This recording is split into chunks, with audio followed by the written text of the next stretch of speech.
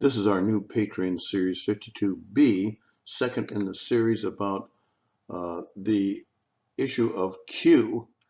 And this is called, Was There a Lost Gospel of Q? This is the hypothesis that the International Q Project advanced in 2014 that is not accepted very well today by most scholars. Now, in 2014, after several years of work by some very good scholars on trying to dredge everything they could out of Q, which is the common material between Matthew and Luke, there were proposals made and conclusions drawn that I felt were too hasty and not really well documented. I'm going to be quoting from the preface to the English translation of the Sayings Gospel Q by the editorial board of the International Q Project with a lot of great scholars on it. So I'm going to hereafter cite this as Sayings Gospel. Now we can analyze Greek Q in Matthew and Luke to reconstruct the original Q1 tradition, which may have been written, oral, or both. Now, I'm going to use this little superscript 1, 2, and 3. In fact, we use the superscript 1 to designate the original Q before it was interpreted in such a way as to fit with Pauline eschatology and so on. So there was an original Q material that was a collection of the sayings of Yeshua. This we call Q1. And then there was one that was redacted and put together. It's the one that was used by Matthew and Luke, by the Pauline churches, the Gentile churches. We call it maybe the Gentile version. And we call this Q2. And some people even speculate a Q3 process to finally end up with what we have as the common material between Matthew and Luke.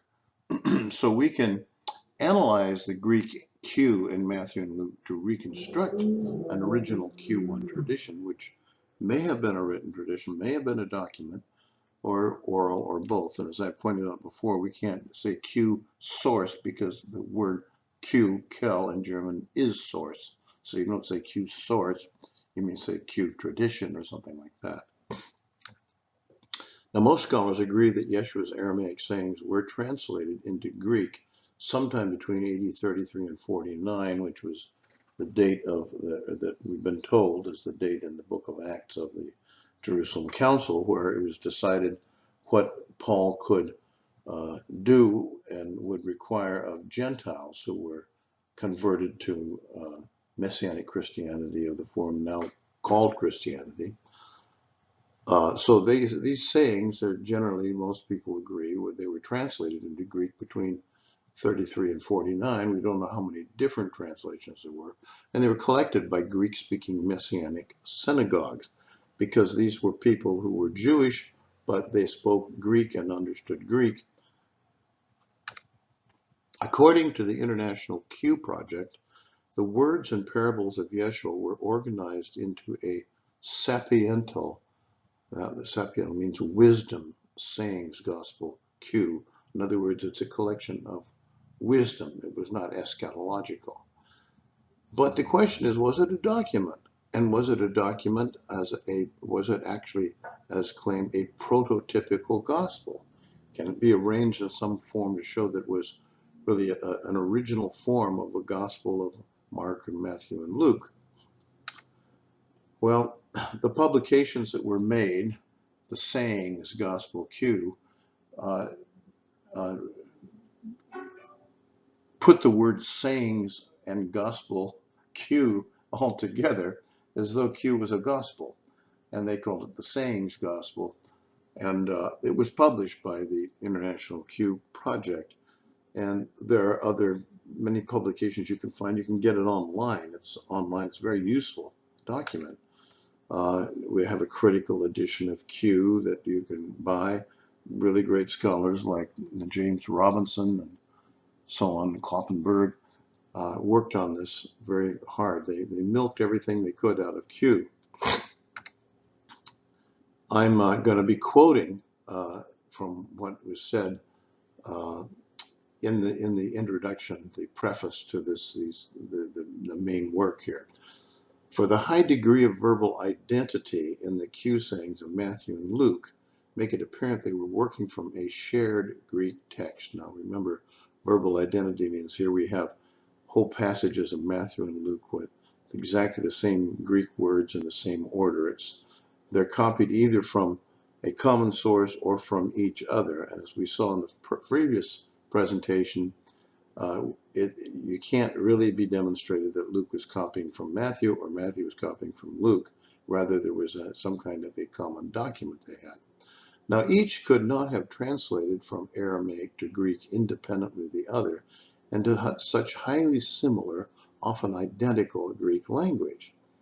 This later Greek text of Q, redacted for the Pauline Gentile churches, which we will call Q2, as shared by Matthew and Luke, dates from around the time of the war with Rome, since Q13 seems to envision the destruction of Jerusalem in 70 CE. So this Pauline version, this eschatological version, was probably redacted from an earlier version, which I call Q1, into a form that fit with Pauline eschatological theology about the coming of the world and the second coming of Jesus and so on. Now, during the 2nd century, when the canonizing process was taking place, scribes did not make new copies of Q, since the canonizing process involved choosing what should and what should not be used in the church service, because that's how the Gospels were used for readings in church services. Hence, they preferred to make copies of the Gospels of Matthew and Luke, and by the way, Matthew was the preferred Gospel, where the sayings of Jesus from Q were rephrased to avoid misunderstandings and fit their own situations and their understanding of what Jesus had really meant. This validated the narrative Gospels, Matthew, Mark, Luke, and John, but not the sayings Gospels. They're calling them sayings Gospels, but they're really sayings collections, such as the Gospel of Thomas and Q. Indeed, the Apostles' Creed, which had been formulated in Rome during the 2nd century as a baptismal confession, bypassed completely the sayings of Jesus and hence provided no basis for canonizing sayings Gospels, that is, sayings collections such as Q and the Gospel of Thomas. So this is what is written in the preface to the English translation of the sayings Gospel Q. Now Q1, the original one, was probably both oral and written tradition. Now here we have a diagram. It's not completely accurate, but it's the best I could come up with in Google that we need to take a look at. It's the New Testament period and the areas of gospel criticism. At the very bottom, we find the period of the preaching of Jesus sometime before 30 CE, I would say maybe 31, 32 CE, Christian era. And that is where the focus of the non-Boltmanian quest for the historical Jesus, in other words, the quest of the historical Jesus by Schweitzer and other people at earlier periods, focused on that period of time. Now, this time between 30 and 70, which is actually goes up to about, we can divide it between 30 and 50, which is, AD 49, the Jerusalem Council, and the Jerusalem Council 49-50, up to the period of the war with Rome, the siege of Jerusalem, AD 70. Very simply, we can call this a period that Q was written, it was translated, or it was known, it was possibly written in Aramaic notes by Peter. We have that information from some other letters of Clement and things like that, because the apostles were not illiterate. They had been trained to read the Hebrew Bible, the Aramaic Bible, in the synagogue and so on, through their bar mitzvahs and so on. So they very likely took down their own notes, and we have references to Peter's notes, but that would have been in Aramaic, but then somehow they are translated.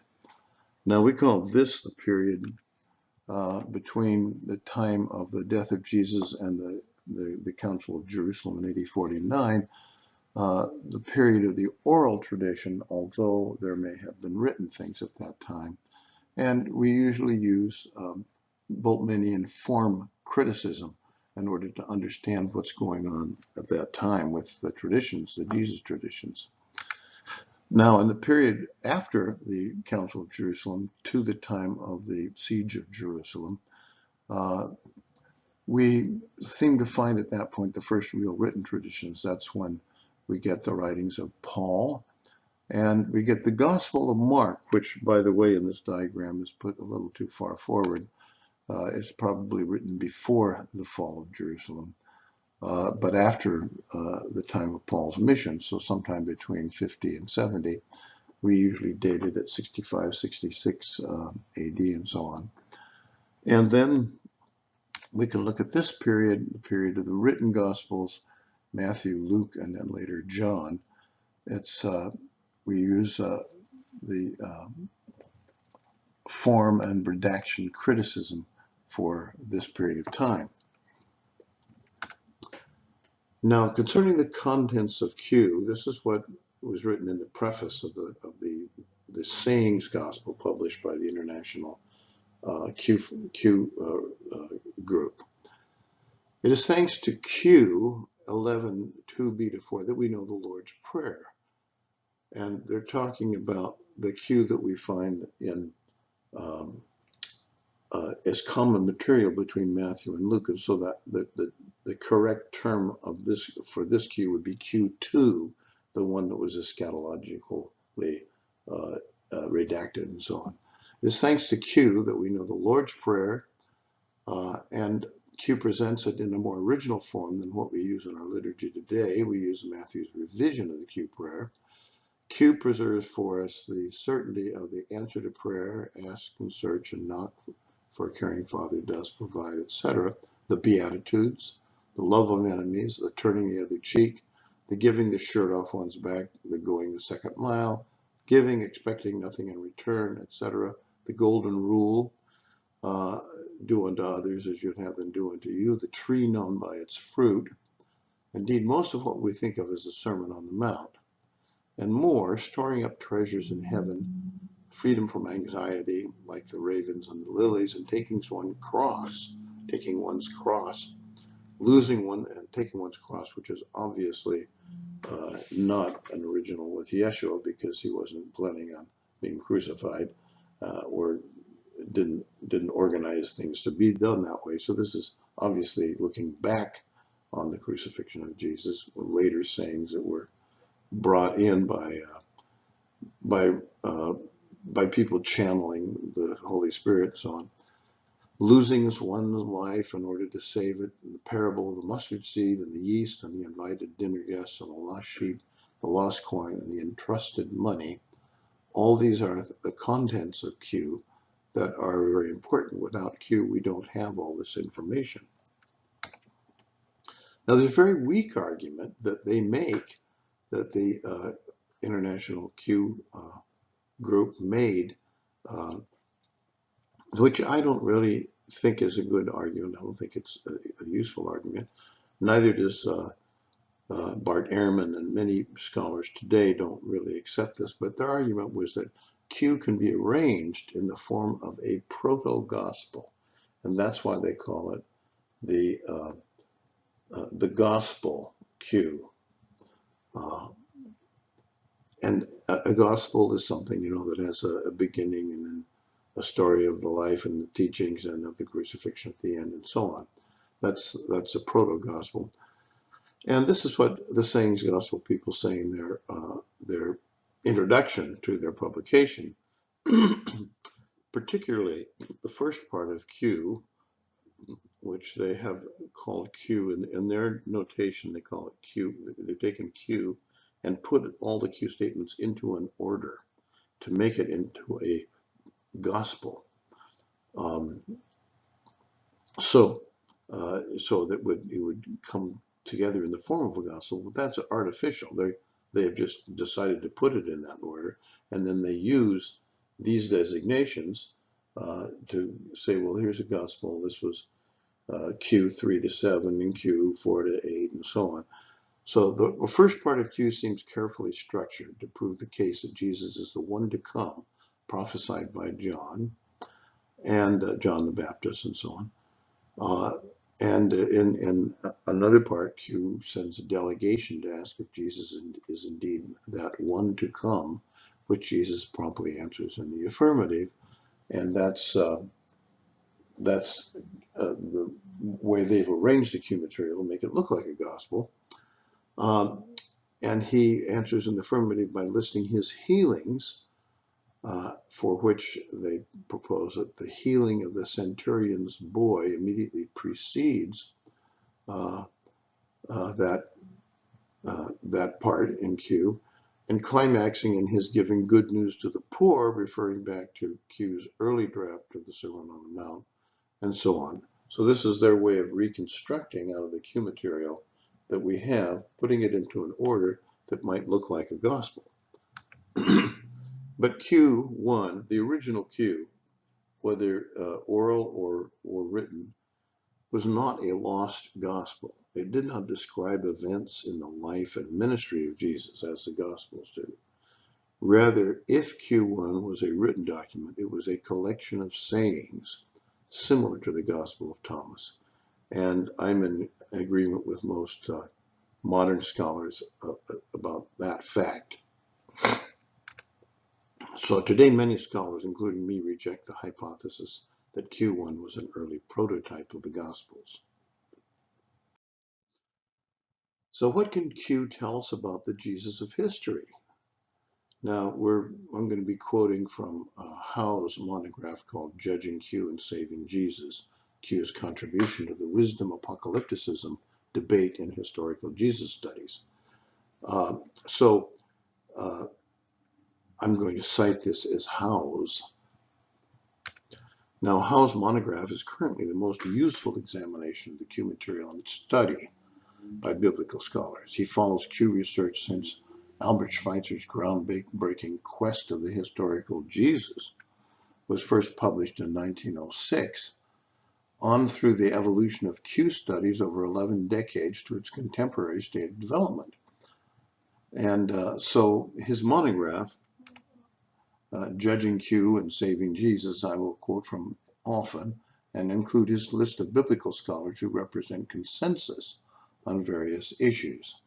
And you can get this, by the way, in academia.com. Howe says, one does well, and he's quoting here Kloppenberg and Robinson and so on, one does well to bear in mind that Q's Jesus and the historical Jesus might be two completely different entities and should not automatically be equated. He says, yet Q's chronological and geographical proximity to the historical Jesus in all likelihood indicates conceptual and essential proximity between Q's Jesus and the historical Jesus. And again, that's what Robinson and Kloppenberg and other people have had to say. So Howes is quoting this in his history and development and evolution of Q studies. At the very least, Q's portrait of Jesus is closer to the historical Jesus than the synoptic portraits of him, especially those of Matthew and Luke, but probably also that of Mark. So, and I would agree with that statement. James Robinson, who recently passed away, who was head of the Nag Hammadi studies down in Claremont, California, he goes one step further. For much of Q is of an age, or at least a primitiveness, matched only by Paul's authentic letters, yet on the inside track of Jesus in a way that Paul could not and did not pretend to be. So that's the importance of Q in trying to learn something about the historical Jesus, Yeshua. And House goes on to say Q does not only predate the canonical Gospels in the source critical sense, but also in the tradition historical sense, containing a more primitive form of theology and Christology than the rest of the New Testament. What it was then, and more primitive than that even in Mark, which was an adoptionist theology. Now, the original Q1 tradition was not eschatological. The later Gentile version of Q, used by Matthew and Luke, which we call Q2, and some people even speculate a Q3, and different, further redaction. But the later Gentile version of Q, which I call Q2, by Matthew and Luke, had been redacted to conform with Pauline end of the world and second coming eschatology. And for examples from Q2, I use the reference system in the English translation of the Sayings Gospel of the International Q Project. You can find it on academia.edu for the complete text, which you can download if you like it. It shows the whole, what they consider to be a gospel of Q, arranged in such an order that it would follow the form somewhat of a gospel. Now, if we look at Q2, what we actually have from the common material of Mark and rather of Matthew and Luke, and here we find this particular statement, and whoever says a word against the Son of Man, it will be forgiven. And the Greek is in the future tense. It will be forgiven him, but whoever speaks against the Holy Spirit, it will not be forgiven him. Now here, Son of Man is understood to mean Jesus, and will be forgiven is understood to refer to the sheep and the goats at the second coming. That is the parable that Matthew has.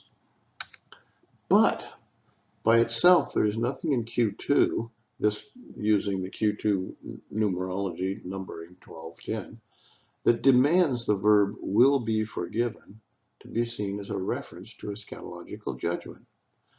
The verb could refer equally to either the pre-mortem or post-mortem future of the guilty party.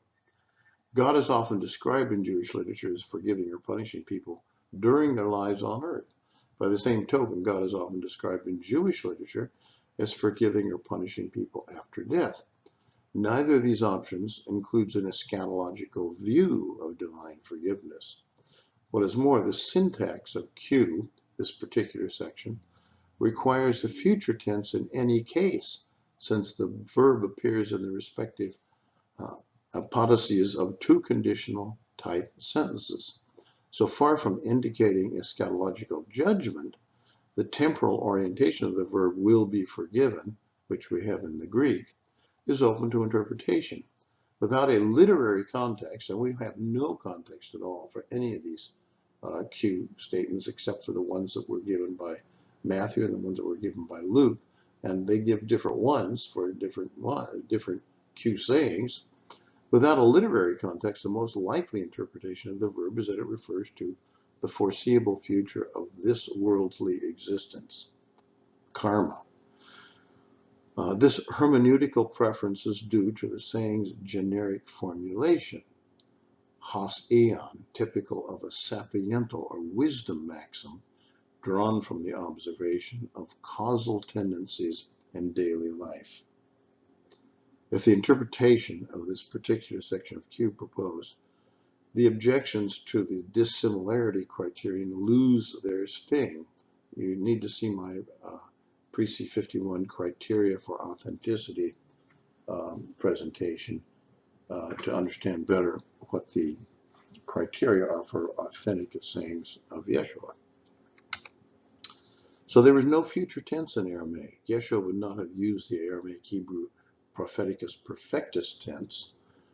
He would have used the Aramaic Hebrew propheticus perfectus tense, which is a past perfect, to represent what had already been mandated in the heavenly olamim and would therefore eventually manifest on earth. So you can see my pre-Christian teachings book, and you can search Propheticus Perfectus if you're not sure what that means. I've explained it, however, in presentations previous to this. So Q2, which is according to the numeration of the international Q people, is called Q1210. The probable original Greek Q1 translation reflecting the Aramaic would be, and whoever says a word against the Son of Mankind, the Baranash, has forgiveness, eke aphesin ace, as in Mark 3:29, has forgiveness for him. But whoever speaks against the Holy Spirit has not been forgiven him. It has not been forgiven him. So Mark has a more original version of that saying, and it does not have that future tense that we find out in the Q2 versions of Pauline Q. And we're going to continue this this discussion in Q2 using their numeration, 12, 39, 40. But know this, if the householder had known in which watch the robber was coming, he would not have let his house be dug into. You also must be ready, for the Son of Man is coming at an hour you do not expect. So this is obviously talking about the second coming and an eschatological interpretation of the Q saying. But the term Son of Man is an obvious allusion to Daniel 7:13, as other scholars have pointed out. No other interpretation makes sense of the apocalyptic imagery and language in this particular logion. Structurally and rhetorically, this section of Q, the part we have that's common between Matthew and Luke, is a piece of wisdom. Even the motive clause about the future appearance of the apocalyptic Son of Man is formally sapiental in its rhetorical and syntactical function to support a sapiental instruction, a wisdom instruction. Even if the parable in Q 1239, their numbering, is removed from consideration, the apocalyptic Son of Man saying would still function to motivate the sapiental instruction to be watchful. This is Howe's statement about this. Now, the Pauline Gentile Q2 that we have between Matthew and Luke also assumes Yeshua's admonitions to keep watch, mishkad, do not have the Aramaic Hebrew sapiental meaning to meditate or contemplate. The wisdom interpretation of the term watch, which is translated in Greek to mean to simply be alert, be on your toes, watching for something to happen. It actually is a reference to an Aramaic term, which is a wisdom term, which is a form of meditation that was done by Jews of the period of Yeshua. Mishkad, or vigil or watch, was originally a watch kept by a lookout, a night watchman, but it became known as a form of meditation, as a watch or a vigil, and vigil is really the best interpretation of that. It's done sitting, sometimes with the head between knees, as described for Elijah when he brought rain clouds, or done with eyes closed on dark nights, etc. So if you go through my pre-Christian teachings, you can find, you can search for these terms and get more information. Now, another part of the Q sayings that are common to Matthew and Luke, which have been eschatologized, and the probable original Greek translation of this saying, this, if the householder had known in which watch the robber was coming, is probably if the householder knows that the robber is coming, in Aramaic, he does not leave his house to be dug into. That's the Aramaic sapiental admonition to keep vigilance against sin at all times. And that was the way Yeshua was using it. He was using it to describe the importance of being vigilant about one's motives, etc. He was not giving people advice on thwarting robbers coming to their house. Now again, the next thing that has been linked on to this by the Q2 editorial process, but is actually a separate login. The probable Greek Q1 translation was always keep vigil, mishkad, for the coming heavenly Son of Man may appear to you unexpectedly in a vision during the vigil. The idea is that it's important for you to always vigil, or to keep vigil, or keep this kind of meditative internal inspection, because you may receive a vision and communication from the heavenly Baranash. It's not from Jesus. It's a process in Jewish mysticism. So the two separate Aramaic sapiental admonitions were combined into the Greek translation of Q1 for the Pauline Gentile churches, which we call Q2. That's where it got put together. It is evident that Matthew developed his parable in 22:43 from Mark 13:32, which he quotes in 24:36 as, "But about that day or hour no one knows, not even the angels in heaven, nor the Son, but only the Father." In later Matthean manuscripts of Matthew in later centuries, Mark's "nor the Son" was deleted. That was during the 4th century Arian controversies. And there's a good article about that you can check online. Because it was considered to be impious, that by that time the Son was identified as Jesus, and he was in heaven sitting at the right hand of God the Father. And so to say that he didn't know of the times and the places and all this sort of thing was considered to be impious. It was considered to be wrong against the divine Jesus. Now, again, in the eschatologicalized version of Q that we have in Matthew and Luke, it says, "Enter through the narrow door, for many will seek to enter, but few are those who enter through it. When the householder has arisen and locked the door, and you begin to stand outside and knock on the door, saying, 'Master, open for us,' and he will answer you, 'I do not know you.' Then you will begin saying, 'We ate in your presence and drank, and in our streets you taught.' And he will say to you, 'I do not know you. Get away from me, you who do lawlessness.' And many shall come from sunrise and sunset and recline with Abraham and Isaac and Jacob," for this is a reference to the Messianic wedding feast, which I've explained in earlier presentations, and recline with Abraham and Isaac and Jacob for the Messianic wedding feast in the kingdom of God. But you will be thrown out into the outer darkness, where there will be wailing and grinding of teeth." Now, that's the way that Q saying is translated and presented in the Sayings Gospel.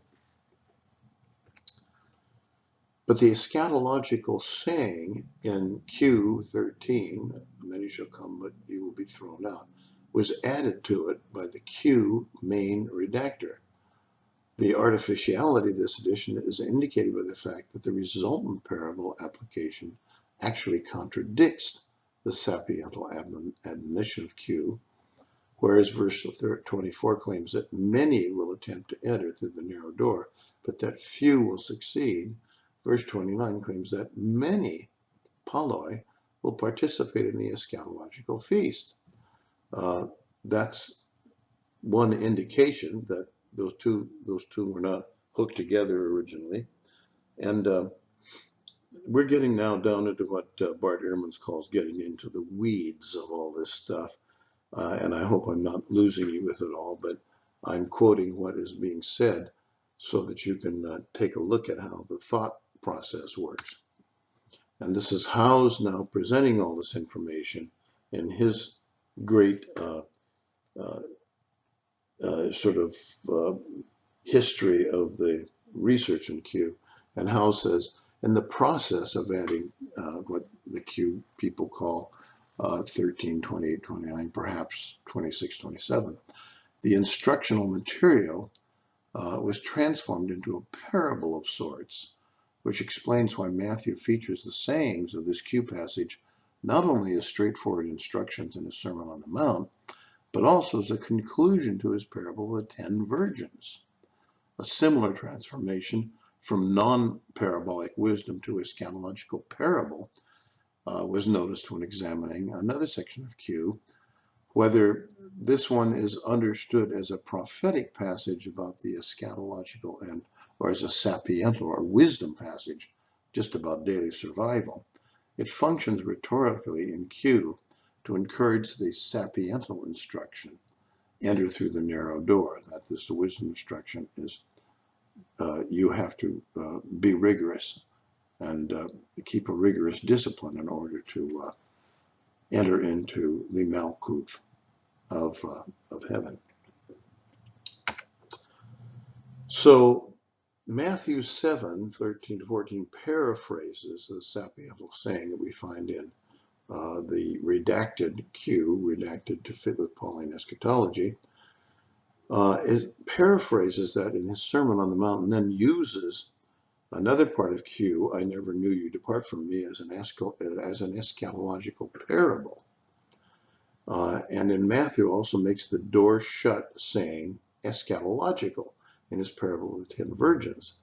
Luke develops his eschatological parable from another part of Q, make every effort to enter through the narrow door, for many, I tell you, will try to enter and will not be able. After the master of the house gets up and shuts the door, you will stand outside knocking. People will come from east and west and so on. So these are the ways that the redacted Q material that we call Q2, which has been made to conform with Pauline eschatology and second coming and so on, is now again redacted and hooked into the texts by the editors or the authors of Luke and Matthew's Gospels. So Matthew and Luke used the Pauline eschatological Q2, but the original Greek translation Q1 was not eschatological, it was sapiental. They were wisdom sayings. So the original Q1 tradition was a collection of wisdom sayings. Now, many scholars agree there was an original Q1 tradition translated into Greek, whether it was documentary or oral or both. It was collected from Aramaic memoirs written by the quite literate Apostle Peter and perhaps others. It was translated into good quality Hellenistic Greek and shared among the Greek-speaking Jewish Christians during the apostolic period, AD 33 to 50, that is 49, and scholars have called this Q1, as others pointed out.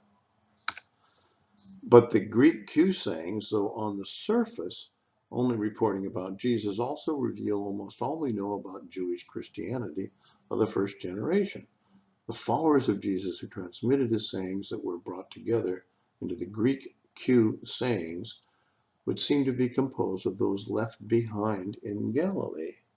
So this is the speculation of the people on the International Q group, is that the original Q is brought together by those that were still in Galilee, not in Jerusalem.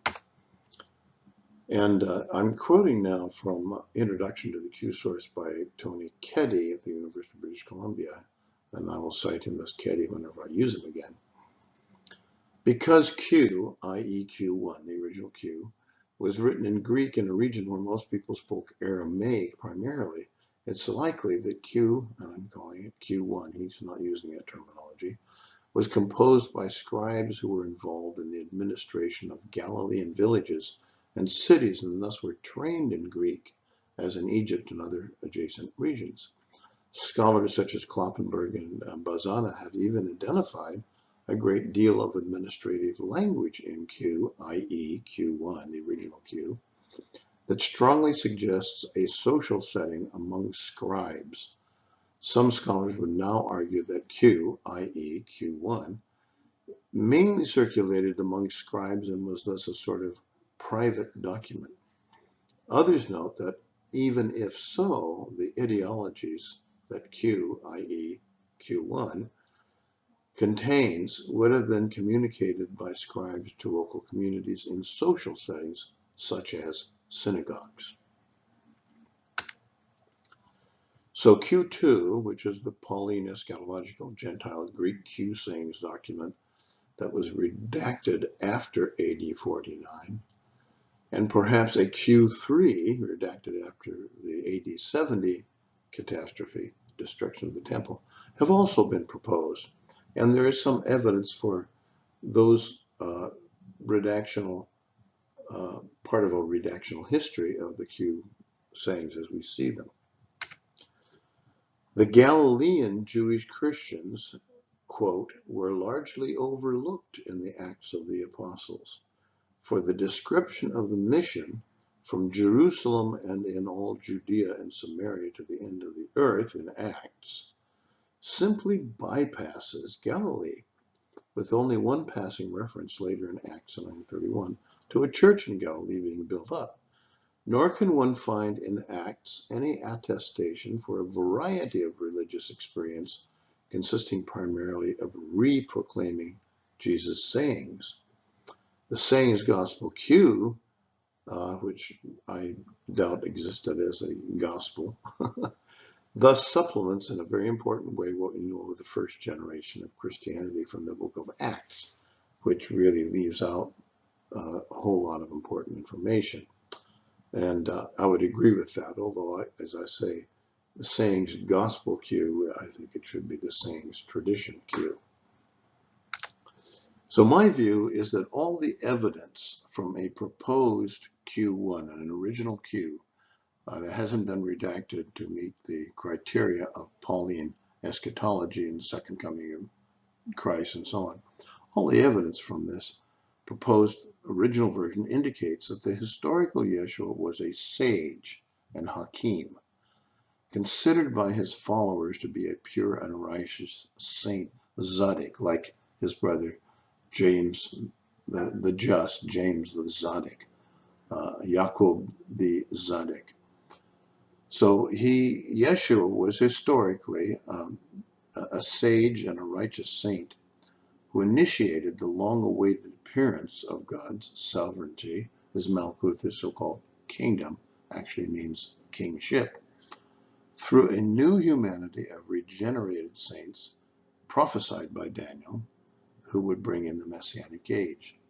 And it was these saints that Yeshua was trying to reach and teach them to perform self-generation according to introspection and entering through the narrow gate and self-discipline and all these things that were taught in the sapiental or wisdom tradition.